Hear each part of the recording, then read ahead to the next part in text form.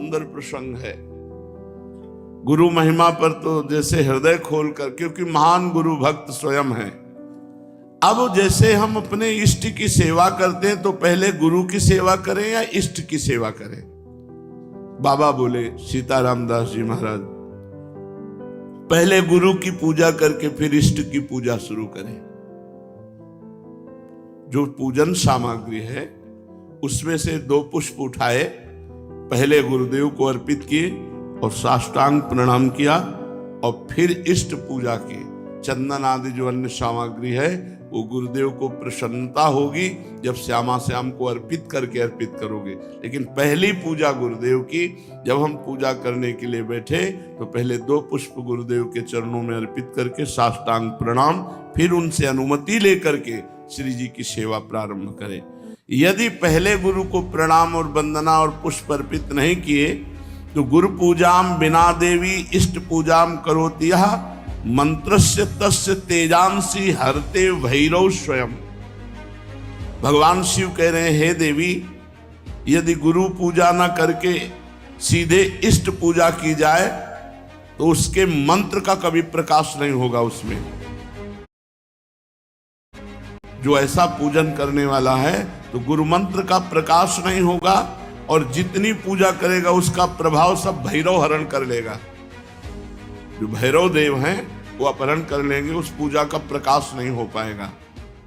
गुरु पूजाम विनानाथ कोटि पुण्यम वृथा व्ययम अतः सर्वजने ख्यातम गुरुणा सिद्धि मापनुयात।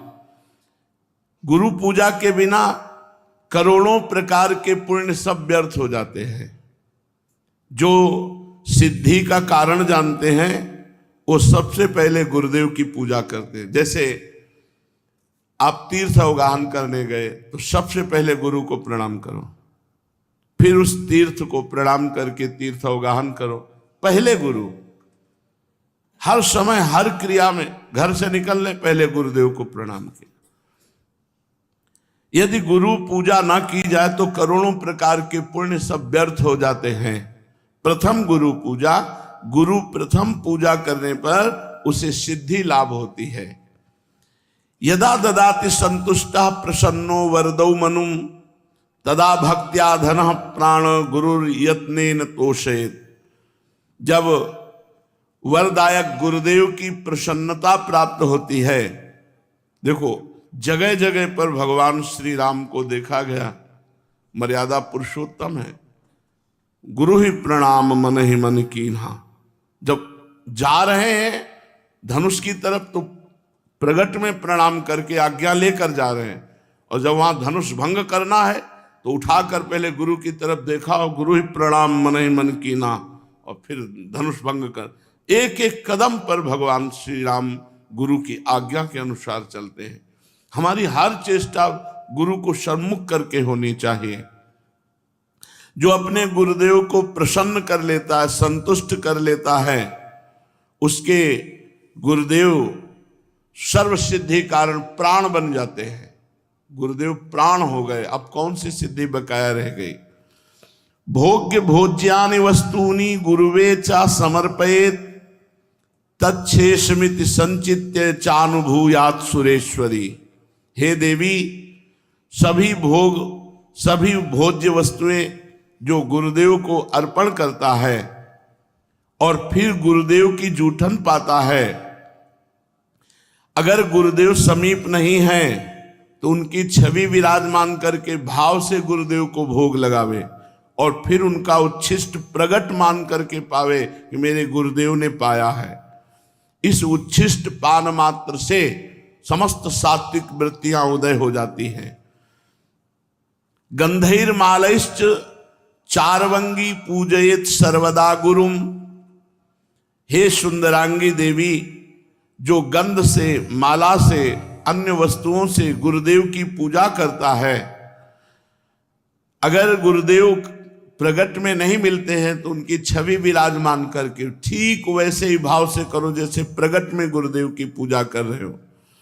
हे देवी, जो व्यक्ति अपने गुरुदेव की निष्कपट भाव से सेवा भक्ति करता है और उनका जूठन पाता है, महाप्रसाद, तो जितने तीर्थ आदि हैं, जितने व्रत आदि हैं, उसको कुछ करने की आवश्यकता नहीं। सब तीर्थों का फल, सब व्रतों का फल गुरु को पूजन करके, उनको भोग लगा के, उनका उच्छिष्ट पाने से प्राप्त हो जाता है।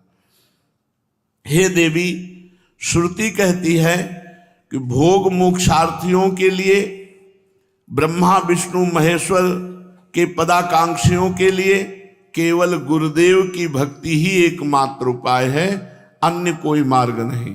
गुरु भक्ति के द्वारा असाध्य साधना भी साधित हो जाती है। जो असाध्य साधना है वो भी साधित हो जाती है। जैसे बहुत बड़ा पहाड़ जैसा रुई का ढेर लगा हो तो एक दिया सलाई लगाते ही भस्म हो जाती है, ऐसे ही गुरु सेवक के महान पर्वत जैसे पाप भी क्षण में भस्म हो जाते हैं। जो शिष्य महात्मा गुरुदेव का सेवा, शुश्रूषा, आज्ञा उनके परायण रहता है तो उसे अन्य कोई साधना नहीं करनी पड़ती। वो केवल गुरु सेवा कृपा कारणी बन जाती है और वो समस्त सिद्धियों का लाभ प्राप्त कर लेता है। उसके पाप क्षय हो जाते हैं, पुण्य राशि वर्धित होती है, सब काम उसके अलौकिक ढंग से होने लगते हैं। सब काम अलौकिक ढंग से होने लगते हैं, गुरु कृपा ही केवलम। हे देवेश, दुख मलिन पतित तभी तक रहता है जीव जब तक वो गुरुदेव की भक्ति नहीं करता है।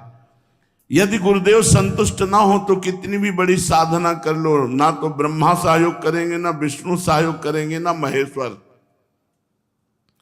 तभी सेवक जी ने कहा, गुरु सेवा तज करहि जे बान, यह है अधर्म यह है सब हानि, कानि न रसिकन में रहे, गुरु गोविंद न भेद कराए, संतत सकल सुनो चित लाए, श्री हरिवंश प्रताप जस। गुरुदेव जिस पर संतुष्ट हो जाते हैं तो तीनों देव उस पर संतुष्ट हो जाते हैं, ब्रह्मा विष्णु महादेव। और संपूर्ण मुनि योगी सब संतुष्ट होकर उस पर अनुग्रह करते हैं जिस पर गुरुदेव प्रसन्न होते हैं। समस्त क्रियाओं की सिद्धि का मूल है गुरु प्रसन्नता। अतएव बुद्धिमान पुरुष को चाहिए कि सर्वप्रथम अपने गुरुदेव को प्रसन्न कर ले। बाबा एक एक सेवा का आप जब वर्णन करते हैं तो सुनकर के एक अपार आनंद हमारे हृदय में हो रहा है, एक नवीन उत्साह प्रकट हो रहा है। साथ ही मैं अच्छी तरह से समझ गया हूं कि गुरु सेवा करने से मुझ सरीखे श्रद्धा भक्तिहीन प्राणी को भी परम पद मिल जाएगा। हाँ, तवा दार्तिम भय शोको लोभ मोह भ्रमादया, यावन नायाति शरणम श्रीम गुरुम भक्तवत्सलम। तभी तक पीड़ा, भय, शोक, रोग, लोभ, मोह, भ्रम ये साधना में विक्षेप डालते रहते हैं जब तक भक्तवत्सल श्री सद्गुरुदेव भगवान की शरण नहीं ग्रहण की जाती। अधिक क्या कहूं, यदि गुरुदेव संतुष्ट हो जाएं और कह दें कि जा तू मुक्त हो गया, तो इस बात को भगवान भी नहीं काट सकते। बस ये बात पकड़नी। तो कह रहे भगवान भी उस बात को नहीं काट सकते। यदि गुरु कह दे कि जा तो मुक्त हो गया, बस मान लेना चाहिए मैं तो मुक्त हो गया, मेरे गुरुदेव ने कह दिया। जैसे कभी कभी आनंद में उमगन में होते हैं और कह देते तू चिंता मत करना, जब हमने भार ले लिया तो तुम्हें क्या चिंता करना, बस निश्चिंत हो जाना चाहिए।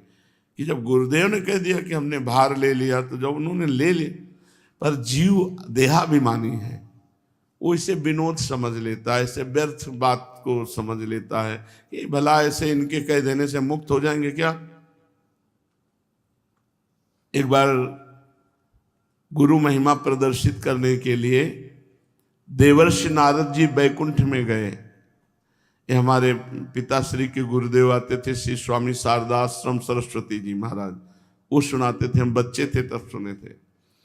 तो बैकुंठ में गए, थोड़ी देर बैठे और हटे, विचरण के लिए चल पड़े। तो वहाँ भगवान के पार्षद जल छिड़क के पोछा लगा रहे थे। किसी कारण से फिर देवर्षि नारद वापस लौट आए, तो उन्होंने देखा जहां हम बैठे थे वहां जल छिड़क के पोछा लगाया जा रहा। तो भगवान से कहा, प्रभु आपका नाम लेते हैं, आपकी शरण में है, तो क्या हम अपवित्र हैं? भगवान ने कहा, पार्षदों से पूछो। पार्षदों से पूछा तो पार्षदों ने कहा, आपने आज तक गुरु नहीं बनाया, इसलिए आप महान भक्त तो हैं, लेकिन जहां आप बैठोगे तो निगुरा जहां बैठता है वो अपवित्र जगह हो जाती है। तो देवर्षि नारद जी ने भगवान से कहा कि आप ही हमें बताओ, हमारे तो गुरु आप ही हो, आप बताओ हम किसको गुरु वरण करें। तो कहा, कल प्रातः काल आंख उठते ही जिस पर पहली दृष्टि पड़ जाए उसी गुरु बना लेना। ठीक, प्रातः काल आंख खुली, जब बाहर निकले, पथ में देखा तो बहंगी में दोनों तरफ जल भरे हुए कहार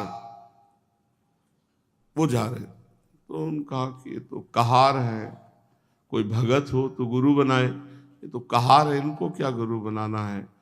और पानी ढो करके दूसरों के घरों में ले जाता है, कोई संत महात्मा होते तो गुरु बनाते। भगवान के पास पुनः गए, भगवान ने कहा, गुरु बनाया? उनका, प्रभु तो कहार है, तो गुरु की जाति देखी? नहीं प्रभु, वो पानी दूसरों के घर में ले जाते, तो गुरु की क्रिया देखी? जाओ मैं तुम्हें शाप देता हूं, 84 लाख योनियों में भटको। देवर्षि नारद जी घबरा गए, कहा, प्रभु अब कैसे मुक्ति हो सकती है? आपके श्रीमुख के वचन तो परम सत्य होते हैं। तो कहा, अपने गुरुदेव से पूछो जाके, कहाँ मिलेंगे? जहां तुम्हें मिले थे। और वो स्वयं भगवान ही कहार बनकर गए, चरणों में लौट गए, भगवान मुझे क्षमा करो, आप हमारे गुरुदेव हैं, मैंने आपको गुरुदेव रूप में वरण कर लिया, पर भगवान ने शाप दे दिया, ऐसी ऐसी बात थी।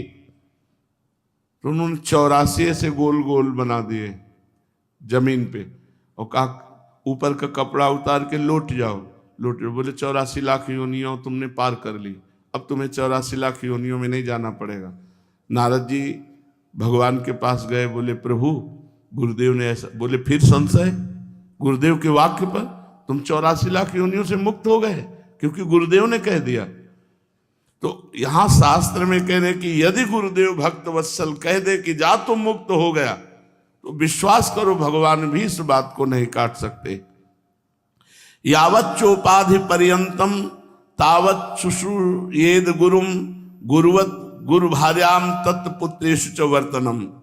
जब तक देह रहे तब तक गुरु की आज्ञा में, गुरु की सेवा में रहे। यदि गुरु आज्ञा करे तो गुरु पत्नी, गुरु पुत्र सबकी सेवा में। ऐसा पूर्व के भक्तजन करते रहे। महाभारत उठा लो, चाहे वेद उठा लो, सब जगह गुरु सेवा। क्योंकि उस समय गुरुजन जो रहते थे वो जंगलों में रहते थे, पर्णकुटी में रहते थे, पर उनकी गुरु पत्नी भी रहती थी, उनके पुत्र भी होते थे। तो यहाँ आज्ञा कर रहे हैं कि अगर गुरु आज्ञा करे तो गुरु पत्नी, गुरु पुत्र आदि की भी गुरु के समान ही सेवा करे। यश देवे पराभक्तिर यथा देवे तथा गुरो तस्सेते कथिता हरथा प्रकाशन्ते महात्मना। जिसकी परमेश्वर में जैसी भक्ति है उसी तरह गुरु में भी वैसी भक्ति होनी चाहिए, परमेश्वर के समान। श्वेतरोपनिषद में है, यश देवे पराभक्तिर यथा देवे तथा गुरु। जैसी भगवान में भक्ति है वैसी गुरुदेव के प्रति भगवत भाव होना चाहिए, तभी उसकी बुद्धि शुद्ध होगी और तभी शास्त्र के वाक्य ज्ञान उसके हृदय में प्रकाशित होंगे और गुरु का अनुभव उसके हृदय में स्थित हो जाएगा। शिष्य को समझना चाहिए कि गुरु ही हमारा सृष्टि करता है। हमारे अंदर जो भक्ति की सृष्टि होगी वो गुरुदेव ही करेंगे। गुरुदेव ही हमारे दोषों का विनाश करने वाले संहारकारी रुद्र है और गुरुदेव ही हमारे सद्गुणों का पालन करने वाले भगवान श्री हरि है। अर्थात सृजन, पालन और संहार तीनों कार्य हमारे गुरुदेव करते हैं। हमारे हृदय में दैवी संपदा का सृजन, भगवत भाव का सृजन और उसका पालन और दुर्गुण दुराचार का विनाश। गुरु संतोष मात्रेण तुष्टा शिव सर्वदेवता। यदि गुरु संतुष्ट हो गए तो त्रिभुवन के सारे देवता संतुष्ट हो गए। गुरु तुष्ट हो गए तो भगवान शिव प्रसन्न हो गए। गुरु रुष्ट हो गए तो भगवान त्रिलोचन रुद्र रूप होकर उसके साथ सद्गुणों का संहार कर देंगे। अगर गुरु रुष्ट है तो यह अधर्म यह सब हानि कानि नरस कन मेरा है, बड़ा भारी अधर्म हो गया, बड़ी भारी हानि हो गई। अब रसिकों की सभा में उसका कभी आदर नहीं हो सकता। गुरु तुष्टे शिवस्तुष्टो रुष्टे रुष्ट त्रिलोचना। अगर गुरु नाराज हो गए तो मानो त्रिलोचन रुद्र भगवान उसका सर्वनाश कर देंगे। गुरो पाद रजो यस्तु सुधि मूर्धनि धारयेत सा तीर्थ कोटि फलम 10 गुणम लभेत। जो सुजान व्यक्ति अपने गुरुदेव की चरण रज को अपने मस्तक पर डालता है वो करोड़ों तीर्थों के अवगाहन का तत्काल फल प्राप्त कर लेता है और तीर्थों से 10 गुना लाभ उसे प्राप्त होता है। 10 गुणम लभेत फलम। शिष्य भक्त ने प्रश्न किया सीताराम दास जी से, मैं तो महामूर्ख हूं गुरुदेव, अपने गुरुदेव को अभी तक पहचान नहीं पाया, उन्हें मनुष्य ही समझ रहा था और तीर्थ तीर्थ भ्रमण किया। क्या गुरुदेव की चरण तल में सारे तीर्थ विराजमान हैं? इस बात को ना जाने कब मन में विश्वास दृढ़ होगा। हे देव और कृपा करके गुरु महिमा बताइए।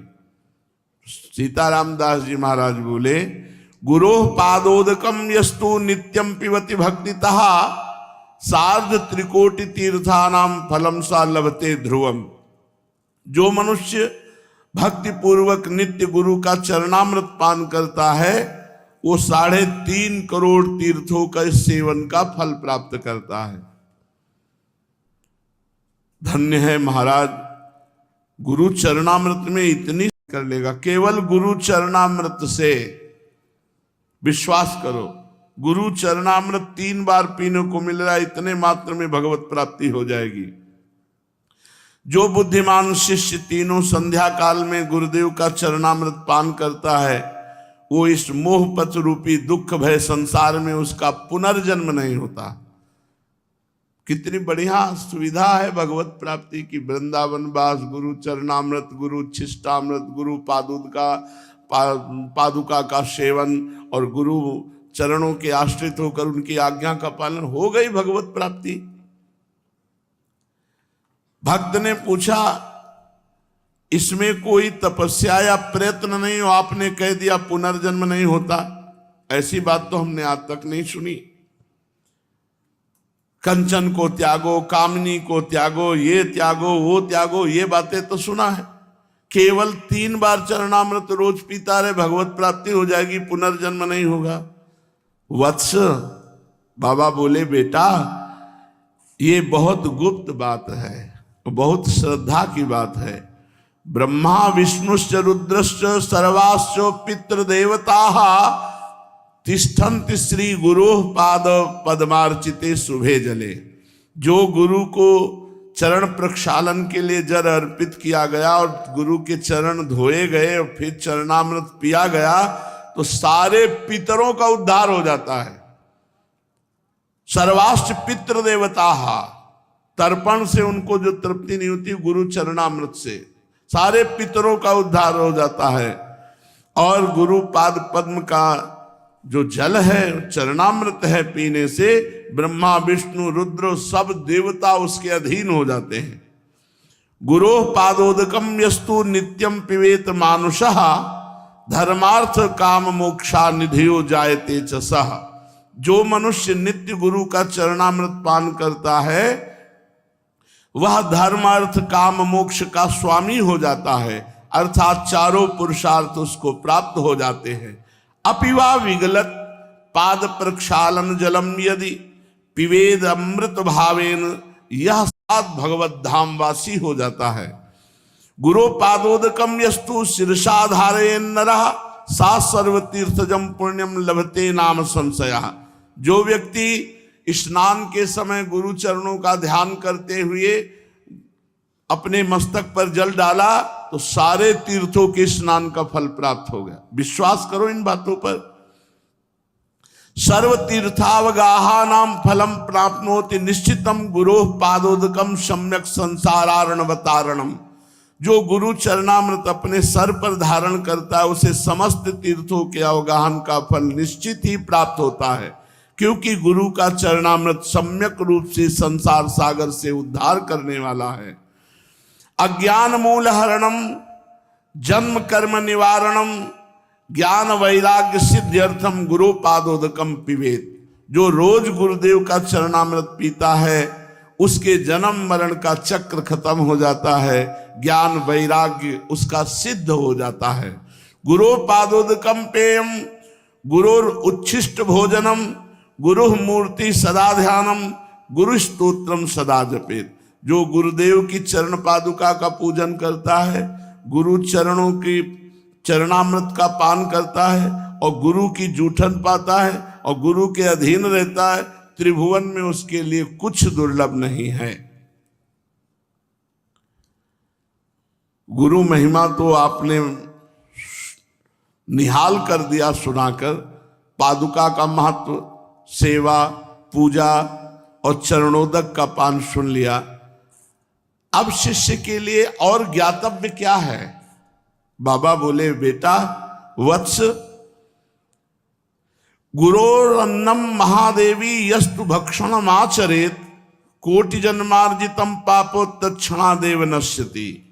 ना स्नानम पाद शोचव्य न चवाचमनम चरेत प्राप्ति मात्रेण भोक्तव्यम नेवस्थानम विचारेत। महादेवी, जब मनुष्य को भगवान की कृपा का विशेष प्रभाव होता है तब गुरु की जूठन मिलती है। ऐसे नहीं मिल जाता कि बहुत तड़पना पड़ता है, बहुत व्याकुलता अंदर भगवान जब देखते हैं तब व्यवस्था बना देते हैं गुरु उच्छिष्ट की। गुरु चरणरज, गुरु चरणामृत, गुरु पादुका, गुरु उच्छिष्टामृत, ये सब गुरुदेव की कृपा से प्राप्त है। जो गुरुदेव को भोग लगता है उस अन्न का जो कण है वो जब मुख में जाता है तो तत्काल सारे पाप नष्ट हो जाते हैं। स्नान, पाद प्रक्षालन, आचमन, गुरुदेव का जो भी है, आचमन किया हुआ जूठा जल है, स्नान किया हुआ सर्वांग जल है। कितनी महिमा पूर्व के संत जानते हैं इन बातों को। और जब प्रसाद मिले तो प्राप्ति मात्रेण भोक्तव्यम नैव स्थानम विचारेत। मैं नहाए नहीं हूं, मैं कुल्ला नहीं किए हूं, ये कुछ नहीं। जिस समय उच्छिष्ट मिले तुरंत उसी अवस्था में उसको मुख में धारण करो। प्राप्ति मात्रेण भोक्तव्यम नैव स्थानम विचारेत। विचार करने की गुंजाइश की, अच्छा रख दो फिर पा लेंगे, पहले थोड़ा ही किनका चाहे पाओ, तुरंत पाओ जब गुरु उच्छिष्ट मिले, भगवत उच्छिष्ट मिले। ना ब्राह्मण्यम ना कौलिन्यम ना जाति नाम विचारणम ना ज्ञाति सुत बंधु नाम सत्यानाम तत्र चिंतयन। एक स्थानम स्थितम अन्नम तत्तीर्थश्च मंडलीकृतम भोक्तव्यम मोक्षदम शूद्र स्पृष्टम न चिंतयेत। ये बहुत बड़ा अपराध है यदि गुरु की जाति पर दृष्टि रखी जाए कि गुरुदेव किस जाति के हैं। बहुत बड़ा अपराध हो जाएगा। प्रायः जो ज्यादा अपने में देहाभिमानी जन जो जाति अभिमान करते हैं उनसे ये अपराध बन जाता है। ये चीजें बहुत सावधानी की है कि कभी किसी संत के उच्छिष्ट पाने के समय ये बात मत पूछो कि ये किस जाति के हैं, किस कुल के हैं। अब वो हरि स्वरूप हैं, उनका जूठन पाना हमारे लिए सौभाग्य होगा। ये नहीं सोचना कि जाति पक्ष कुल पक्ष ऐसा। जो गुरुदेव जहां स्थित हैं वहीं से प्रसाद मिल जाए तो मोक्ष का वो कारण बन जाता है। यदि गुरुदेव का प्रसाद मान लो कौआ, कुत्ता, कोई भी ऐसा जीव अचानक, तो हम उसे फेंकेंगे नहीं, हम उसको पा जाएंगे। जो शेष बचा हुआ है वो हम पा जाएंगे। प्रसाद की ऐसी महिमा। हरिराम व्यास जी ने कहा यदि कुत्ता जूठा कर जाए या कौआ ऊपर से बीट डाल दे तो हम उतना हटा करके वो बीट फिर हम प्रसाद पा लेंगे। प्रसाद को नहीं फेंका जाता कि प्रसाद में, और प्रसाद को गर्म नहीं किया जाता कि अब ठंडा है चलो रोटी गर्म कर लो, सब्जी गर्म कर लो, वो फिर अपमान है प्रसाद का। जैसा प्रसाद मिला ठीक वैसा उसी समय पा लिया जाए, ये सर्वप्रथम प्रसाद का सम्मान है। अगर आप कहीं बहुत ऐसा कुछ है, बिजी है भाई कि प्रसाद से ज्यादा आप कोई महिमाशाली कार्य कर रहे तो किनका तो ले लीजिए, बाद में पा लेना। और मुंह जूठा नहीं माना जाता प्रसाद पाने के बाद। प्रसाद पाके तुरंत आप निज मंत्र जप सकते हैं। गुरु उच्छिष्ट और हरि प्रिया उच्छिष्ट पाने के बाद तुरंत उसमें जूठन नहीं माना जाता।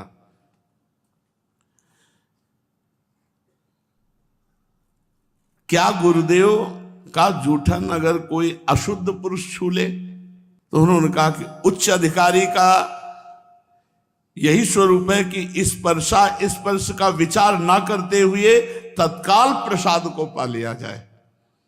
ये गुप्त बातें हैं शास्त्रों की, जो सुनने के बाद हमारे अंदर श्रद्धा परिपक्व हो जाती है। अनाधिकारी वही है जो गुरु के प्रसाद पर दृष्टि दूसरी कर ले। अरे ऐसा अधिकारी वही है जैसा, मतलब गुरु अधिकार की तो बात सबको पचेगी भी नहीं। जो एक बार बाल कृष्ण दास जी के पावन चरित्र में जो उस समय के श्रोता हैं, उस मतलब पचेगी ही नहीं, किसी को नहीं पचेगी। छी, ऐसे होगा नहीं होगा। मतलब महाराज जी की अशुद्ध बेशुद्ध अवस्था, और उस समय वो लघुशंका, तो उसका प्रसाद सबने, मतलब पचेगी ही नहीं किसी की कि ऐसा कैसे हो सकता है। और बालकृष्ण दास जी के पावन चरित्र में लिखा हुआ है, उन सब देवी जी और जितना भी परिकर था सबने, और श्री कृष्णाकार वृत्ति में उनको होश नहीं है। तो ऐसा गुरोर उच्छिष्टकम देवी भुक्ति मुक्ति प्रदम भवेत अवश्यम वैष्णव शिष्य भोक्तव्यम तद दिने दिने। हे देवी, गुरु का उच्छिष्ट जो प्राप्त करता है रोज, तो उसे भोग ऐश्वर्य भी प्राप्त होता है और मोक्ष भी प्राप्त होता है। वो अहोभाग्य है उसके जिस वैष्णव को अपने गुरुदेव का रोज उच्छिष्ट प्राप्त होता हो। गुरोर उच्छिष्टम च देवेशी तत्सुतोच्छिष्टमेव च भोजनीयम न संदेहो विकारश्चेत अधोगति। जो गुरु का उच्छिष्ट प्राप्त हुआ और उसमें क्या है, बोले निश्चित दुर्गति को प्राप्त होगा। तवोच्छिष्टम महादेवी ब्रह्मादि नाम सुदुर्लभम। ब्रह्मादि के लिए भी गुरुदेव का उच्छिष्ट दुर्लभ है। गुरु उच्छिष्टम तथा प्रोक्तम महापूतम परात्परम। जो गुरु का उच्छिष्ट पाता परम पूत अर्थात परम पवित्र हो जाता है। गुरु रुच्छिष्केर यस्तु सर्वागमन लेपेत। अब देखो एक बड़ी महिमा की बात कह रहे हैं। गुरु का उच्छिष्ट पड़ा है, जहां गुरु ने पाया है वहां का ऐसे सब लेके अपने शरीर पर जो लेप करता है, ऐसे गुरोर उच्छिष्ट केर्यस्तु सर्वागमन लेपहित वज्रोपि तस्य गात्राणि न भिन्नति कदाचन। कोई भी भूत प्रेत पिशाच यक्ष राक्षस तंत्र मंत्र मारण मोहन वशीकरण उच्चाटन कुछ भी उसके शरीर को प्रभावित नहीं कर सकता जो गुरु का उच्छिष्ट लेप करता है। जहां गुरु ने प्रसाद पाया वहां ऐसे हाथ से सब करके जूठन सहित पूरे शरीर पर लेप करता है। कोई मारण मोहन वशीकरण उच्चाटन भूत प्रेत पिशाच राक्षस ये स्पर्श नहीं। वज्रम वज्रोपि तस्य गात्राणि।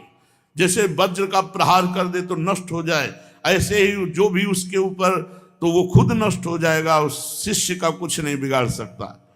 गुरु उच्छिष्टम अपन्नम यो भक्षेत भक्ति भावतः अन्नपूर्णा जगत धात्री तस्य ऐश्वर्य प्रयच्छति। जो गुरुदेव के उच्छिष्ट को बड़े भाव से पाता है तो अन्नपूर्णा मैया उस पर बड़ी कृपा करती हैं और सदैव भंडारा भरे रहती है। हे परमेश्वरी यदि कभी प्रसाद भक्षण में भ्रम हो जाए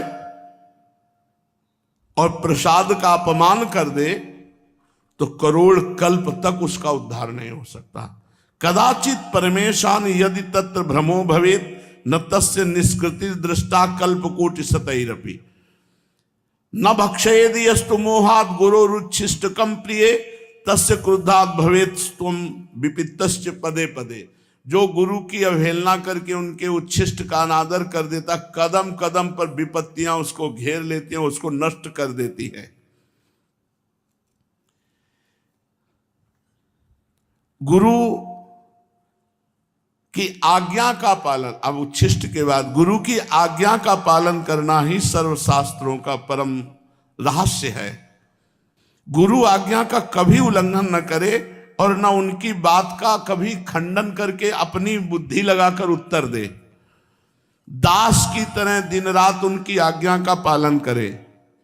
न शृणुयाद गुरो वाक्यम शृणुयाद्वा परांगमुखा अहितम वा हितम वापी रौरवम नरकम ब्रजेत। जो गुरु की आज्ञा का उल्लंघन करके अपनी मनमानी आचरण करता है उसको रौरव नरक की प्राप्ति होती है। आज्ञा भंगम गुरुर्देवी या करोति सा मूढ़धि प्रयाति नरकम घोरम सुकरत्व मापनुयात। जो गुरु आज्ञा का उल्लंघन करता है वो सूकर कुकर योनि को प्राप्त होता है। वृथा धर्म वृथा आश्चर्यम वृथा दीक्षा वृथा तपहा। उसका तपस्या बेकार, उसकी दीक्षा बेकार, उसका आचरण बेकार, उसका धर्म बेकार, जो गुरु की आज्ञा का उल्लंघन कर देता है। निर्गतम यद गुरुर्वक्तात सर्वशास्त्रम तदुच्चेत गुरु कार्य स्वयं शक्तो ना परम पेर ये पे। गुरु के मुख कमल से जो शब्द निकला वही हमारे लिए शास्त्र है। गुरु का जो आदेश हुआ वही कार्य हमारे लिए धर्म है। गुरु की प्रेरणा ही हमारे लिए सब कुछ है, हम कुछ उसमें विचार नहीं करते। यदि गुरुदेव अन्यायपूर्ण आज्ञा करें तो बाबा शिष्य को बिना विचार किए उसका पालन कर लेना चाहिए। अपि तत्रम विरुद्धम वा गुरुणा कथ्यते यदि तत्समंतम भवेद वेद महारुद्र वचो यथा। ये शास्त्र सम्मत बात कह रहे, कोई मनगढ़ंत बात बाबा नहीं कह रहे, इसीलिए श्लोक भी लिखा हुआ है। अगर गुरु की आज्ञा का निर्विकार भाव से पालन कर रहा है शिष्य, गुरु जी ने क्या बोल दिया, विकार नहीं आना चाहिए, वैसे ही सहर्ष, तो वो गुरु कृपा का लाभ उसको प्राप्त होगा जो किसी साधना से नहीं प्राप्त होता। समर्थ गुरु रामदास जी महाराज के बहुत से शिष्य थे। शिष्य जहां बहुत होते तो ईर्ष्या भी हो जाती है कि गुरुदेव उनको ज्यादा प्यार करते हैं, हमको नहीं प्यार करते। धीरे धीरे सब शिष्यों में कोई एक होता है जो पूर्ण प्राण समर्पित होता है, एक होता है, कोई बिरला ही होता है जो ऐसे, उन बिरलों में से हजारों थोड़ी होते हैं। तो ईर्ष्या बढ़नी शुरू हो गई जो उनकी शरीर सेवा में रहते थे कि क्या हम शिष्य नहीं, हमको कभी सेवा का आदेश नहीं होता, ऐसा वैसा, बड़ा प्यार करते हैं। तो समर्थ गुरु रामदास जी ने एक दिन लीला करी, टांग पे फोड़े का नाटक किया और भारी पट्टी बंधवा के कराहने लगे, बहुत दर्द है। अब सब शिष्य परिकर को बुलाया, बहुत दर्द है। वैद्य बुलाए, नहीं इसकी दवा तो हम जानते हैं, फोड़े का मुंह यहाँ है, अगर पूरा मवाद पी जाए कोई तो अभी हम ठीक हो जाएंगे। मवाद, लघु शंका लगी गुरुदेव मवाद कौन गुरुदेव का पिएगा। सब धीरे धीरे सकिलने लगे, पीछे बातचीत करते हुए पीछे हटते। समर्थ गुरु की सब पे दृष्टि, केवल वही रह गए जो शरीर। सब शिष्यों को बुलवाया, फिर दोबारा किया, लघु शंका हो गई हो तो आ जाओ। बोले देखो ये पीने के लिए तैयार है। तो बोले पट्टी उठाई, बोले ये है मुंह फोड़े का। कहा गुरुदेव, और जो भी पिया तो बस पीते चले गए, इतना मीठा पीते चले गए पूरा। और जब पी चुके तो पूरी पट्टी हटाई और देखा तो गुठली और छिलका रस सब पी गए थे। आम था लंगड़ा आम लंगड़ा आम बांधे हुए थे। बोले गुरुदेव ऐसा तो रोज पिलाया करो तो आनंद हो जाए, अन्य सब शिष्य से कहा, देखो इसको पता नहीं था कि ये मवाद है या आम है, आज्ञा पर पीने के लिए तैयार हुए। तुम लोग सब स्वार्थ बुद्धि वाले हो, इसलिए इसे अधिक प्रेम करते हैं। जब तक प्राण और धन, सकल समर्पण प्राण धन, तब तक वास्तविक शिष्यता नहीं आती। श्री शिवाजी समर्थ गुरु रामदास जी के प्रिय शिष्यों में हैं। जब ये शिष्य बनने के लिए गए तो इन्होंने कहा, प्रभु मैं आपके चरणों का दास बनना चाहता हूं, शिष्य बनना चाहता हूं। तो उन्होंने कहा, भले आ गए, हमारे पेट में दर्द था, शिष्य बाद में बन जाना, पहले दवा की व्यवस्था। उनका राजवैद्य बुलाते हैं भगवान। बोले नहीं, मुझे दवा पता है। जंगल में जाओ, जहां सिंगनी के बच्चे हों, तो उस सिंगनी से दूध दूह के ले आओ। अगर हम थोड़ा दूध पी लें तो हमारा पेट जो दर्द हो रहा है वो ठीक हो जाएगा। कोई सैनिक नहीं होगा साथ तुम्हारे, कोई अस्त्र शस्त्र नहीं होगा, मतलब मरने के लिए भेज रहे हैं। और बोले सोने का पात्र ले जाना, सिंगनी का दूध और पात्रों में टिकता नहीं, छेद करके बाहर कर देगा। सोने का पात्र लिया, अकेले गए जंगल में, जहां सिंह शावक खेल रहे थे। तो सिंगनी को देखा, हाथ जोड़ा और कहा, मुझे गुरुदेव की औषधि के लिए आपका दूध चाहिए।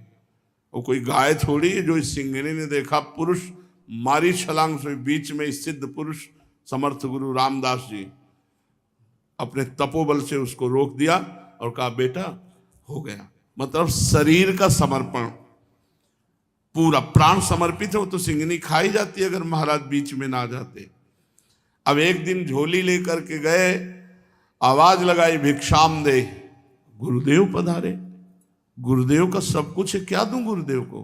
तो पूरे कागजात में सब खजाना, रानी, अपना सब वैभव लिख के झोली में डाल दिया। उन्होंने बोला, हाँ ठीक है, अब राज्य मेरा, तुम दास बन करके शासन करो और दीक्षा अब हम दे देंगे। सकल समर्पण प्राण धन, तभी सेवा गुरु की बनती है जब अपना केवल गुरु धन बच जाए। मेरे धन है गुरुदेव। ये बहुत मुश्किल बात है गुरु के प्रति ऐसा भाव आना। ऐसे गुरु भक्त शिष्य बहुत दुर्लभ है और ऐसे ही शिष्यों को परम सिद्धि प्राप्त होती है। सिद्ध श्री रामदास काठिया बाबा जी इतना मोटा काठ डलवा दिया था, केवल रात्रि में ऐसे लंगोटी पर रखते थे अपने शिष्य को और आग जला दी। और वो आग बुझनी नहीं चाहिए, अगर बुझ गई तो मतलब सो गए मतलब मंत्रानुष्ठान में चूक हो गई। तो जो भी आग बुझ गई एक दिन, तो मांगने गए, गुरुदेव थोड़ी आग दे दो। उनका इसका मतलब तुम सो गए। इतना मोटा काठ और चैला से पिटाई की, चुपचाप सा। गुरुदेव को नहीं छोड़ा जा सकता, चाहे काट डालो, आप हमारे जीवन धन हो, आप हमारे प्राण हो, तब जाकर भगवान की विशुद्ध भक्ति बनती है। बहुत सुंदर चर्चा है, शेष चर्चा आगे। श्री राधा वल्लभ लाल।